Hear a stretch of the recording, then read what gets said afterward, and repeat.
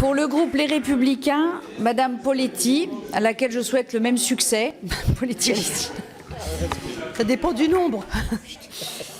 Mais, mesdames les ministres, monsieur le ministre, on aimerait tellement vous croire. Faire disparaître le trou de la Sécu et sauver notre système de protection sociale, tout en maintenant à son niveau maximum notre généreuse protection sociale, c'est un peu le Graal de tous les politiques que nous sommes sur tous les bancs. Évidemment, à l'approche d'élections nationales, c'est toujours plus facile de tenir un discours plein de promesses plutôt que celui de la vérité. Et pourtant, il va falloir encore faire des efforts pour redresser les comptes et pérenniser notre système social. Il n'y a pas d'un côté les méchants de droite qui auraient tout faux, comme vous le répétez à l'envi, et les gentils de gauche qui parviendraient par un tour de passe-passe incroyable, en dépensant et en promettant toujours plus, à réduire les déficits. Seule Madame Poletti a la parole, s'il vous plaît. Merci, Madame la Présidente. Madame la Ministre, la ficelle est un peu grosse. Soyons impartiaux. Il est vrai que vous avez fait des efforts.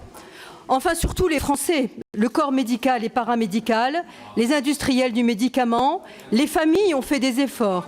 Et nous constatons que nous le reconnaissons sans problème à une inflexion significative du déficit de la sécurité sociale. Il devrait même être inférieur pour 2016 à son niveau d'avant-crise en 2007. Après 10,2 milliards d'euros de déficit en 2015, nous devrions atteindre un solde de 7,1 milliards d'euros en 2016. C'est bien, et j'allais dire c'est un minimum, mais cela reste insuffisant. Voilà pour les chiffres exécutés. Venons-en aux prévisions, puisque c'est l'objet de la discussion du PLFSS. Vous ne pouvez pas dire que le trou de la Sécu aura disparu l'année prochaine. C'est faux, et vous le savez. Mais les années électorales, malheureusement, sont le prétexte à de beaux tours de magie. Le trou de la Sécu, et nous en sommes les premiers désolés, n'aura pas disparu en 2017. Nous devons la vérité aux Français.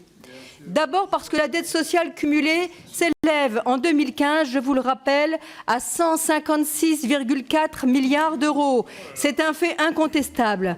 On conçoit mal comment en 2 années il pourrait s'évanouir. Ensuite, parce que même avec des pronostics proches de l'optimisme BA, vous arrivez quand même, pour 2017, à un déficit de 4,2 milliards d'euros, FSV compris. On est loin d'avoir gagné et loin de l'équilibre. Au passage, vous nous parlez toujours de la terrible réforme des retraites de 2010, des franchises, des déremboursements. Vous les aviez combattus et pourtant vous n'êtes revenus sur rien du tout. Et pour cause, sans ces réformes courageuses que nous avons menées en 2012, avant 2012, le solde que vous nous présenteriez pour 2017 serait alourdi de quelques milliards. Et votre attitude serait bien moins triomphale. La Commission des comptes de la Sécurité sociale estime à 6 milliards d'euros les économies liées au report de 60 à 62 ans de l'âge de la retraite. On sait que les surcoûts liés aux mesures d'assouplissement des conditions de départ anticipées que vous avez votées en 2012 et 2014 se chiffrent à environ 3,2 milliards d'euros. Sans la structurelle et courageuse réforme des retraites que nous avions votée, c'est un déficit de plus de 8 milliards d'euros que vous annonceriez aujourd'hui. Dans le déficit de nos comptes sociaux, il y a du conjoncturel et nous en avons lourdement fait les frais avec la crise de 2008 qui a fait plonger les comptes, comme vous aimez à le rappeler, et du structurel. Gouverner, c'est prévoir quand c'est possible. Aussi, éponger le conjoncturel par des coups de rabot comme vous l'avez fait, ça n'est pas sauver la Sécu. Il reste le déficit structurel qu'il faut corriger tout en préservant le haut niveau de protection sociale et de la justice. Sur ce sujet, vous n'avez pas été non plus au rendez-vous. C'est la raison pour laquelle nous sommes inquiets, en particulier en ce qui concerne la branche maladie.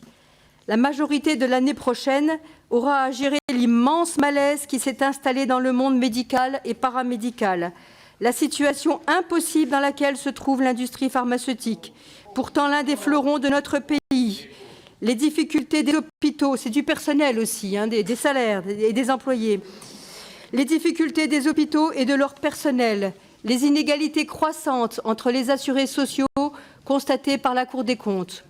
Nous aurons le temps de débattre de tout cela tout au long de la discussion du PLFSS, mais voilà ce que je voulais rappeler en préambule au nom des députés du groupe Les Républicains.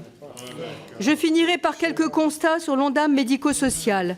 L'Ondam médico-social 2017 est supérieur d'1 point à celui fixé par la loi de finances de la Sécurité sociale pour 2016.